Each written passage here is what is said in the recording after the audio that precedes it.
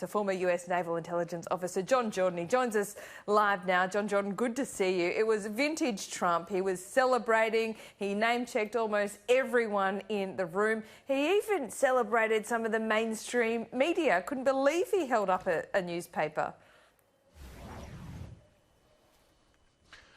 Well, this is the first time in Trump's administration that he actually has the political winds at his back.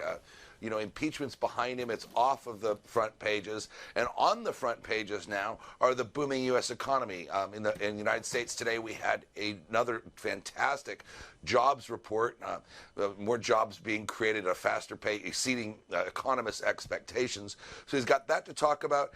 And the Democrats have got their bigger problems, in Iowa. Now they want to recanvass all of that. The Democrat race for president is a dumpster fire of a mess, and even Democrats admit that. So President Trump may have learned a lesson that he probably would have been better served to learn a while ago, and that is when your opposition is immolating themselves, don't get in the way. So now we're seeing Trump, the happy warrior, for the first time in a long time, and he's riding high, certainly in a number of polls, including Gallup shows now his approval rating is higher than where Obama was at the same point in his presidency. So it's interesting to see how Trump actually reacts under these circumstances. Yeah, absolutely. We'll keep an eye on his Twitter account, as we always do. You mentioned Iowa and what a debacle that has been for the Democrats. Now we have the DNC chairman calling for a re-canvassing of the caucuses, saying enough is enough. Is that going to happen, though? It is. Well, there's a few parts of this story that haven't really made it to in the American press, and certainly not in the foreign press. And that is, the caucuses are run not by the state of Iowa, but by the political parties of both sides. And even though President Trump it's a foregone conclusion that he's going to be the nominee on the Republican side, there were Republican caucuses that night. They went off without a hitch. The Democrats ran theirs, and obviously the history kind of tells the tale there. But what is the interesting thing here is that the turnout for the Democrat caucuses, given all of the rage and all the hoo-ha and hype you see in the American media about how angry Democrats are with Trump, the turnout for the Democrat caucuses was much lower than 2008 and a little lower than it was in 2016 for Hillary Clinton. And this is with campaigns out there, big money campaigns trying to drag people to the polls. On the Republican side, however, the caucus turnout on the Republican side exceeded 2016, even though there was no drama.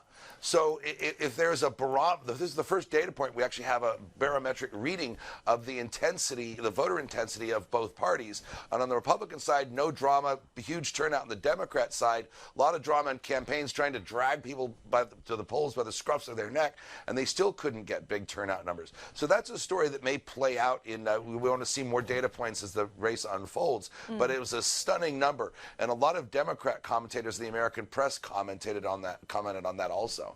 Yeah, look, it's interesting to watch the Iowa caucuses and see how it happens, at least from sitting here in Australia. But there was a bit of a surprise victory of sorts for Pete Buttigieg. He's the first openly gay presidential contender, and he did quite well in Iowa. Now, I think the Democrat establishment would be somewhat worried about that. But what does that tell you about the mood of that part of America? Well, what it tells you is that the media narrative that Joe Biden was the guy to beat has fallen apart. Pete Buttigieg has benefited from, because he's off playing in that establishment, fairly conservative Democrat lane, and those supporters were the ones that everybody thought were going to go to Biden. So this really illustrates is that Biden isn't much of a candidate when he actually has to campaign.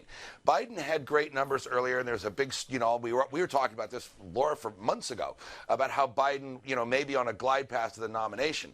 But what those surveys were showing was that Biden had name ID, name recognition, but when he actually had to campaign against other candidates, and people actually got to meet him and see his speeches, and people weren't showing up in Iowa to his events, when the rubber hit the road, it turns out that Biden is the same Biden that we've known for 20 years. Remember, Joe Biden is the same guy that just got beat like a drum by another Northeast charisma machine by the name of Michael Dukakis. And that's back in 1988, when I was 15 years old. So it looks like Pete Buttigieg is benefiting from the lack of energy for Biden, and that's the real story here. Certainly is. John Jordan, thanks for bringing it to us.